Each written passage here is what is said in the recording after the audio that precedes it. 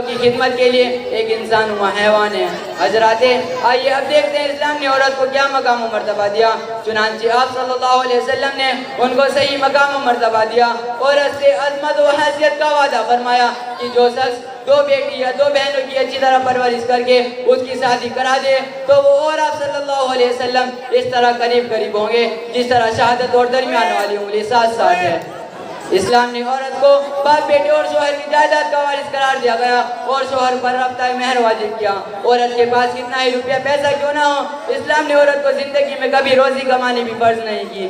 اگر بیٹی ہے تو باپ کا فرض ہے وہ کما کر لائے، اگر بہن ہے تو بھائی کا فرض ہے وہ کما کر لائے، اگر بیوی ہے تو خاوند کا فرض ہے وہ کما کر لائے، اگر ماں ہے تو اولاد کی ذمہ داری ہے اس کو کمانا ہے اور اپنی ماں کو لا کر کھلانا ہے۔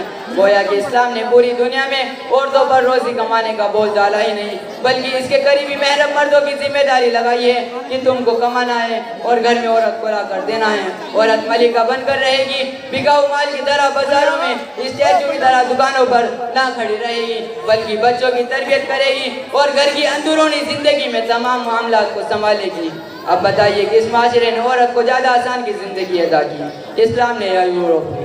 ارے روشن خیالو، اگر عورت کے حقوق مقام و مرتبہ کو جاننا چاہتے ہو تو آؤ اسلام کو بدنام کرنے والوں، آؤ۔ اسلام کہتا ہے عورت جس سے ایمان ہے، اسلام کہتا ہے عورت اللہ کے خزانوں میں سے ایک بہترین خزانہ ہے۔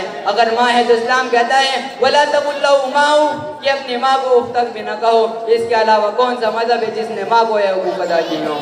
اگر بیوی ہے تو اسلام کہتا ہے وَلَهُنَّ مِثْلُ الَّذِي عَلَيْهِنَّ بِالْمَعْرُوفِ، اگر بیٹی ہے تو اسلام کہتا ہے هَذِهِ الْبِلَادُ بِشَيْءٍ حَاسِدٍ إِلَيْهِنَّ كُنَّ لَهُ سِدْرًا مِنَ النَّارِ۔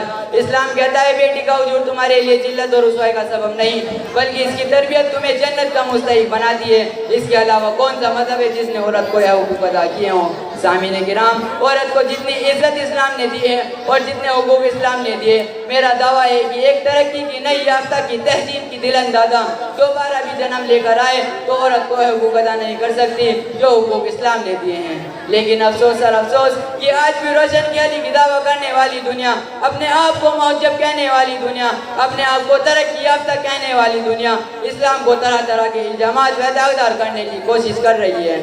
ارے مغرب کے ہر کلچر اور ہر انداز کو اپنانے والوں، 3 طلاق کے روح کو بگاڑنے والوں، کہیں حقیقت تو نہیں کہ آج باپ بھائی اور بے روزگار شوہر عورت کی کمائی اور تن کا بوجھ نہیں اٹھا رہے اور وہ بیچاری پیٹ میں عمل اٹھائے گی، فیکٹریوں میں دفتروں میں ماری ماری پھرتی ہے تو کہیں اعلیٰ تعلیم اونچی ڈگریوں کا لالچ دے کر اس کی عظمتوں پر ڈاکہ ڈالا جا رہا ہے۔ ناحق پردے کا حق چھین کر عورت کو نمائش کی چیز بنائی جا رہی ہے۔ گرج گنے کیلے کے چھلکے سے بھی زیادہ بے وقت بنا دیا گیا اور اس کے بعد کہتے ہو کہ تم نے عورت کو آزادی دی، لیکن میں کہتا ہوں کہ تم نے عورت کی آزادی کو چھین لیا، تم نے بہن کو شفقت اور محبت سے محروم کر دیا، تم نے بیٹی کے سر سے آنچل چھین لیا، تم نے عورت کے حسن کو تماشا بنا دیا اور اس کی نوجوانی کو کھلونا بنا دیا۔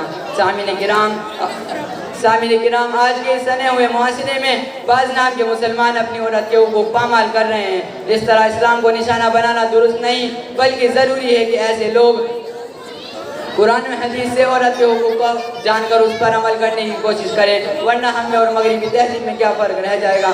اللہ تعالیٰ تمام لوگوں کو عورت کے حقوق کو ادا کرنے کی توفیق عطا فرمائے اور اس کے اہل مغرب اور ہم نواؤں سے ہماری حفاظت فرمائے۔ وما علینا الا البلاغ۔ السلام علیکم ورحمۃ اللہ وبرکاتہ۔